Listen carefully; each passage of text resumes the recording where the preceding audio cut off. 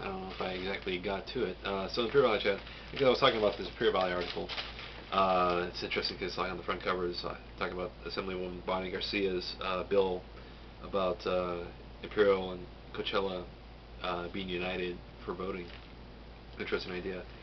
But then this whole Calexico article, city's growth moving along, and it just seems to me, okay, we have a big problem here, and part of that problem is um, because there's a housing boom, like there's any other sort of boom, there's people jumping on the bandwagon, and they're like, okay, let's build some houses. We'll we'll cut corners here and there. I'm living in a house that's an example of that. Right now, we're getting all these earthquakes, and my house is just constantly swaying and shaking.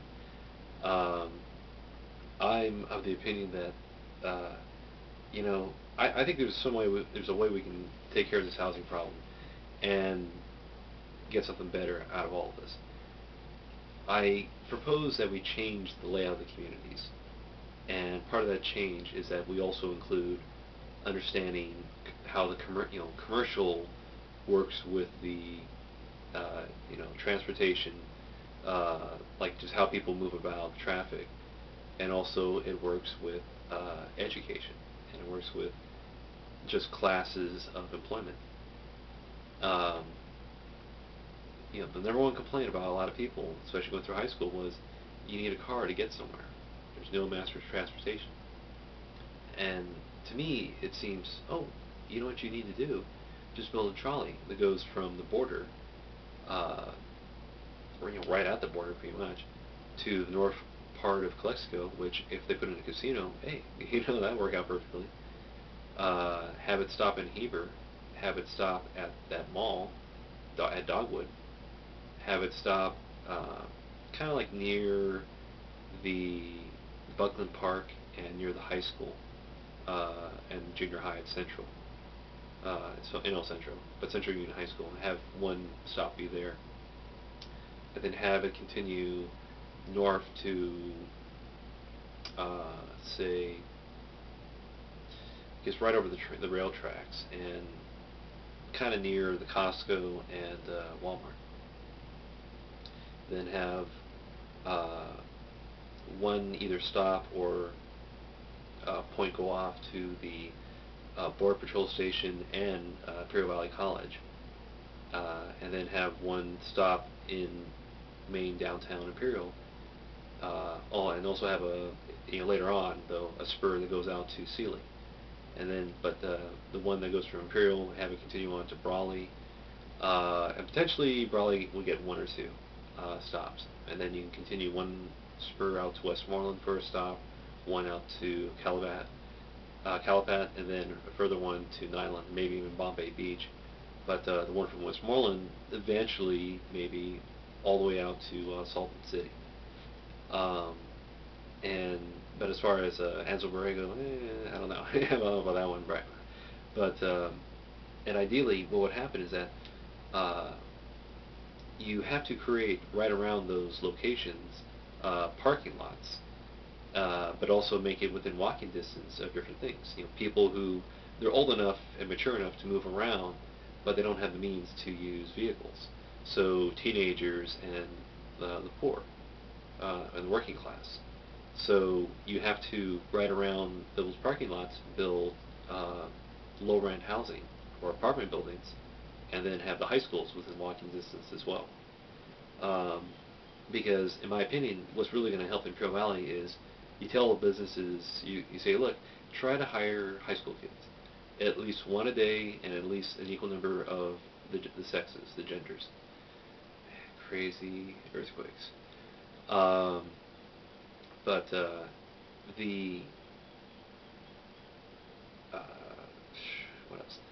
The other thing is that eventually, or like by hopefully creating that little sphere that happens around those little depots, those traffic those trolley stops. You make it easier for people to get to work, to get to school. For kids that they want a better or a different education program at a different high school, they can get that. Someone specialized for sports, music, arts, whatever. And then the Mexico traffic. You get a lot more Mexican citizens who will come to America and go to the places where they can, basically buy American goods. So the potential is that you could, to revitalize Calipat and the other communities is, well, now start giving them specialized businesses, or encourage specialized businesses, that exist near these trolley systems. So right next to those, low rent housing, you would then have commercial, where the yeah, so businesses, commercial areas. Sorry. So, and it doesn't exactly have to be rings. It could also be like triangles. It's like off in one direction, off in another direction, off in this direction. And then if possible, the fourth direction is access, or gives you easy access to mass transportation. So like the bus service. Because ideally that's what you want. You want this thing to work with bus service. So that way now a guy can run a little route, around two communities or one community, and but he has more service because it's more feasible to use the trolley system. It's more feasible to get from town A to town B walking, and you pay nothing. Like if anything, it works out to like you're paying $1 a day. So that's the other thing you have to work out, is that you have to make it a real cheap, viable means for people in the Imperial Valley to get around. So that's like the end goal, and that's one end goal. Because the other end goal is that, oh God, man, earthquakes, is you need to clean up the air quality. And we can get federal grants for a lot of things. We can get it to clean up the water. We can get it to clean up the soil. We can get it to clean up the electricity, to make electricity more efficient. Get it from point A to point B. We can get reclamation sites, reclamation water, reclamation power, waste disposal, garbage disposal, alternate means of fuel. There's all the different grants and methods. And basically a lot of higher science and technology. Play that into IBC. Have IBC just build up these new programs and really just expand in those areas. And really, let's think about, okay, we have all this land, all this water, all this just soil that faces the sun all the time. Let's make use of it. Okay, geothermal. Let's if that needs more research, develop that research arm. Cattle manure. Hey, there's a power plant, Mesquite Lake Power Plant, and it's clean. So hey, way to go. You can develop more of those, and then you get a grant for the siphoning of methane, which I bet will help clean up the air quality. You build up the roads of the Imperial Valley. You make it so that people going through the Imperial Valley, they were more likely to want to travel through the places that also have communities and have commercial businesses. So that's where people are going to spend their money. And you make it easier for people to get from point A to point B. And on top of that, by reorganizing, it's the city's growth, move along, flex skill thing. Maybe that can help people.